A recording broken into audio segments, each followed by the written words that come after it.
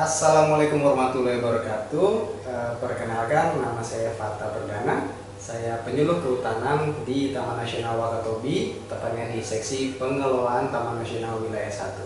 Jadi untuk kali ini saya mau membawakan materi tentang perkembangan usaha rumput laut di Indonesia dan juga sedikit menyinggung tentang di dunia. Jadi kira-kira gambarannya seperti apa? Oke, langsung kita masuk pada slide yang pertama.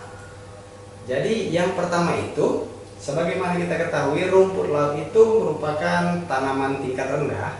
Itu bisa dilihat pada slide yang saya tampilkan.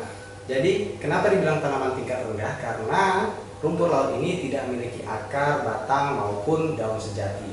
Jadi bagian-bagian dari rumput laut ini biasanya itu disebut dengan talus. Itu bahasa yang umum. Kemudian kita bisa melihat itu di dalam slide itu ada beberapa jenis rumput laut yang memang diproduksi di Indonesia. Seperti yang pertama Gracillia, kemudian ada Cottony, Gelidium, Spinosum, Sargassum, dan Caulerpa. Jadi masing-masing rumput laut ini punya produk turunan yang memang berguna, sangat berguna sekali jika dilakukan pengolahan, khususnya dalam kehidupan sehari-hari kita. Misalnya untuk Gracillia dan juga Gelidium itu bisa dijadikan sebagai penghasil agar. Kemudian Eusema cottony itu sebagai penghasil karaginan. Jadi karaginan ini semacam bahan yang digunakan untuk mengentalkan sesuatu. Kemudian ada juga penghasil senyawa bioaktif. Oke, selanjutnya ini ada negara-negara penghasil rumput laut di dunia, dan ternyata Indonesia itu menjadi negara produsen rumput laut terbesar kedua di dunia. Kemudian untuk produsen terbesar pertama itu adalah Cina, itu sebesar 20,8 juta ton, sementara urutan ketiga dan keempat itu ada Korea Selatan dan juga Filipina. Jadi untuk produksinya itu kami mendapatkan data di tahun 2019 dan 2020 itu sebesar seperti yang dapat kita lihat pada slide yang saya tampilkan. Oke, selanjutnya ini produksi rumput laut di Indonesia berdasarkan jenis-jenisnya. Jadi dari 6 jenis tadi kita bisa melihat dari data ini dari 2017 dan juga sehingga ke 2021, produk terbesar itu pada jenis Eusema cottony, di mana pada tahun 2017 sampai 2019 itu berkontribusi rata-rata 85% dari total produksi yang ada di Indonesia. Meskipun pada tahun 2020 hingga 2021 itu mengalami penurunan, mungkin karena adanya pandemi COVID yang terjadi di seluruh dunia. Oke, selanjutnya ini ada nilai pasar rumput laut. Mungkin datanya agak banyak, agak ribet, kemudian agak susah ini membacanya. Tapi saya ringkas saja. Jadi yang pertama itu kita bisa melihat tren nilai ekspor rumput laut yang ada di Indonesia itu meningkat sebesar 15,8% per tahun. Jika kita komparasi dengan rumput laut yang ada di dunia, itu juga mengalami peningkatan, itu sebesar 4,9%. Ya, 4,9% per tahun. Dan kita bisa komparasi, kita bisa nilai juga bahwa nilai ekspor rumput laut di Indonesia itu sangat tinggi, lonjakannya per tahun itu sebesar 15,8. Kemudian ada kalau kita lihat dari produk-produk turunannya, kalau di Indonesia itu yang diekspor itu 65% itu berupa rumput laut kering, kemudian karaginan sebesar 30% dan juga agar sebesar 5%. Jadi kalau kita komparasi dengan pasar rumput laut dunia itu meliputi karaginan sebesar 47%, rumput laut kering sebesar 44% dan agar sebesar 9%. Jadi dari apa yang saya sampaikan ini kita bisa menarik kesimpulan bahwa pasarnya rumput laut ini sangat luar biasa, khususnya dari berbagai produk-produk turunan tadi. Rasanya sangat rugi seandainya kita hanya mengirimkan produk-produk mentah dalam bentuk rumput laut kering. Oke, selanjutnya, nah ini nih untuk jenis-jenis produk ya, produk turunan dari hasil pengolahan rumput laut. Jadi ini ada beberapa tahapan pengolahan. Untuk yang pertama itu rumput laut kering itu berada pada tahapan yang awal. Kita bisa melihat langsung harganya itu berapa per kilogram. Seperti misalnya kotoni itu 20.000 sampai 30.000 rupiah per kilogram, meskipun di awal tahun ini atau akhir tahun kemarin itu harganya melonjak drastis sampai menembus angka 40.000 rupiah di level petani. Kemudian kita bisa melihat ada ATCC, itu salah satu produk pre-intermediate product. Kemudian ada ATSC dan juga ada ATG. Ini kita bisa melihat perbedaan harganya sebelum dilakukan pengolahan hingga kemudian menjadi produk yang saya sebutkan tadi. Jadi terlihat ya selisih perbedaan harganya. Kemudian jika diolah lagi, produk-produk tadi itu bisa menghasilkan seperti semi-refined karaginan atau SRC, kemudian ada refined karaginan atau RC, kemudian jadi agar juga, dan ada juga yang bisa menghasilkan alginat. Jadi harganya itu sangat lumayan ya, lumayan sekali untuk masuk ke dalam level industri. Kemudian ini yang menarik nih, ada hasil akhir. Di mana sih sebenarnya hasil-hasil industri pengolahan rumput laut itu berakhir? Itu bisa kita lihat ada misalnya produk turunan tadi. Kalau dari sisi pangan itu bisa menghasilkan salah satu bahan yang dipakai untuk membuat ice cream. Kemudian ada olahan daging, ada nugget, kemudian ada sosis, bisa juga untuk membuat puding, jelly. Terus kemudian kalau untuk non pangan itu bisa kita lihat seperti pada diagram yang saya paparkan, itu bisa digunakan sebagai bahan baku kosmetik, kemudian obat-obatan di bidang farmasi ya, untuk pupuk, pakan ternak, dan juga produk tekstil. Sementara ada salah satu produk dari jenis rumput laut sargassum ya, itu produknya berupa alginat yang nantinya digunakan sebagai salah satu bahan untuk membuat kapsul, bioplastik, dan juga pupuk. Oke, selanjutnya ini ada nilai tambah produk olahan rumput laut tadi. Jadi ini merupakan konversinya ya. Jadi saya misalkan tadi kita memiliki 100 kg rumput laut kering, kemudian kita mau olah jadi ATC, SRC, kemudian RC.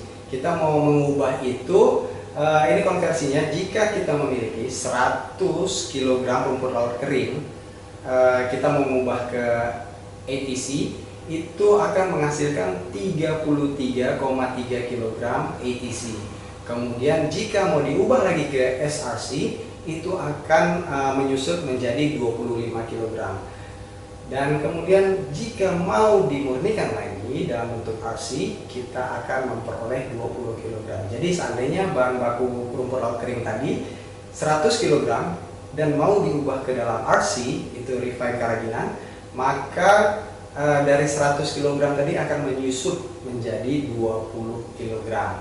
Dan harga-harganya mungkin hanya ukuran, hanya bobot yang menyusut, tetapi harganya meningkat sangat drastis dan sangat tajam. Itu kalau seandainya harga produknya itu 30.000 untuk untuk rumput laut kering, kemudian jika sudah diubah menjadi ASI, dia bisa berkisar antara sekitar 335.000 rupiah, itu sekitar 10 kali lipatnya. Untuk gambarannya dari masing-masing produk olahan ini itu saya tampilkan pada slide. Dapat dilihat langsung rumput laut kering itu langsung ada di bawahnya, kemudian ATC itu seperti apa, SRC seperti apa, dan kemudian RC juga dapat dilihat itu lebih murni lagi. Jadi bisa lihat perbedaan warnanya, dia lebih putih lagi. Oke, selanjutnya, nah ini nih kuncinya, ada standar minimal pengembangan pabrik pengolahan rumput laut. Jadi kemarin itu kenapa terjadi fluktuasi harga yang sangat luar biasa? Itu yang tadinya harga di 20.000 sampai 30.000 untuk jenis kotoni, akhirnya meningkat sampai ke 40.000 rupiah. Karena apa? karena banyak pabrik-pabrik di Indonesia itu menghentikan produksinya yang disebabkan karena kekurangan bahan baku. Jadi kita bisa melihat untuk pabrik ATC itu memerlukan bahan baku 30 ton per hari, dan ini sudah mutlak ya. Kalau memang perusahaan tidak mendapatkan jumlah tersebut, perusahaan itu kemudian nantinya akan merugi.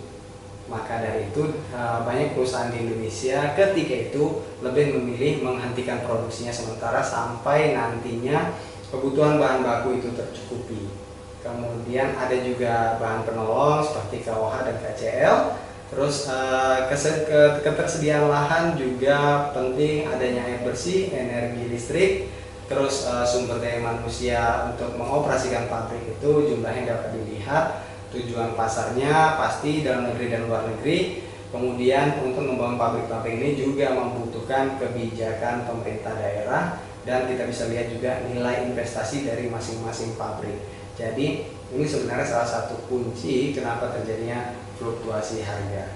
Oke, selanjutnya kita bisa lihat ini contoh dari salah satu pabrik yang ada di Indonesia, itu pabrik rumput laut PT Batu Licin Alga Persada. Itu letaknya di Kalimantan Selatan. Itu tidak jauh dengan Taman Nasional Sebangau yang ada di Kalimantan. Jadi ini dekat dengan kota Banjarmasin. Kita bisa melihat ada hamparan luas lahan penjemuran, kemudian ada bagian dalam pabrik, dan yang paling pojok kanan atas itu ada sumber air ya untuk pengolahannya. Oke, selanjutnya, nah ini nih, jadi saya mau kasih lihat, saya mau memperlihatkan ke semuanya ada berapa banyak sih pabrik industri pengolahan rumput laut yang ada di Indonesia. Jadi saya kategorikan ada beberapa. Ini kategori pertama itu adalah industri rumput laut kering. Itu sejumlah 132 perusahaan, meskipun dari 132 ini ada juga yang termasuk mengolah keraginan dan juga agar. Jadi letaknya kita bisa melihat yaitu tersebar di seluruh Indonesia, mulai dari Sumatera, Jawa, Kalimantan, Sulawesi, kemudian ada Nusa Tenggara Barat dan juga Nusa Tenggara Timur. Jadi sebarannya kita bisa melihat. Kalau untuk pabrik industri rumput laut kering dan juga sekalian untuk mengolah keraginan itu ditandai dengan tulisan yang berwarna hijau, sedangkan pabrik industri rumput laut kering yang juga mengolah agar itu ditandai dengan tulisan yang berwarna merah. Nah, selanjutnya kita masuk ke kategori industri pengolahan keraginan.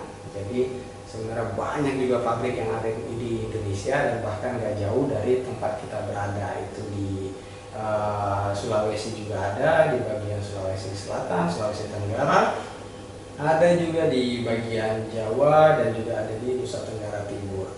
Jadi untuk industri pengolahan keraginan ini ada sejumlah 44 perusahaan secara total. Jadi data ini kami peroleh dari Direktorat Usaha dan Investasi di Kementerian Kelautan. Selanjutnya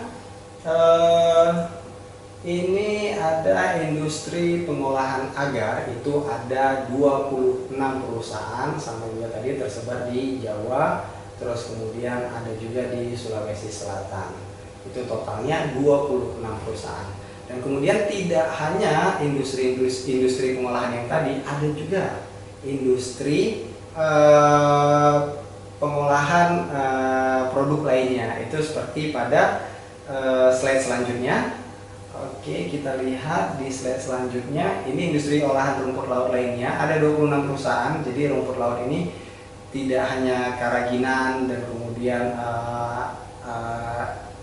SRC, ATC yang tadi seperti saya sebutkan, tetapi ada juga untuk pembuatan snack, minuman, farmasi, kosmetik, dan juga ada nori. Nori itu semacam lembaran rumput laut. Oke, mungkin itu saja yang dapat saya sampaikan. Lebih dan kurangnya saya mohon maaf, dan kemudian jika ada pertanyaan bisa langsung diskusikan kepada saya. Sekian, saya akhiri presentasi saya. Assalamualaikum warahmatullahi wabarakatuh.